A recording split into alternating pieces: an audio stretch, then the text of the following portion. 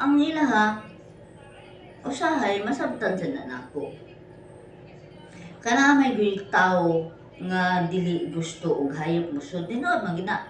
Di man gid maayo ang hayop musod sa balay. Baho pinakauna. Ikaduha, balhibo. Ikatulo, dili maayo sa panglawas sa pamilya, sa tao sa panimalay. Kaya ang balhibo mahanggap nimo, di mo mabantayan. Magkaon ka, watang kibaw, si bakulang butang balhibo. Pero kung ikaw, kamao ka manglimpyo sa kauling ng balay, dili ka magmaritis sa laing tao, labi na preha na tong mga babae, preha na tong asawa, nga ang uban mo, silang naging adlaw. Ibig sa mga tao na itrabahoon, dili na katrabaho, kay ngano, gisong o buka sa bakba. Magtanaw sa mga problema sa mga tao.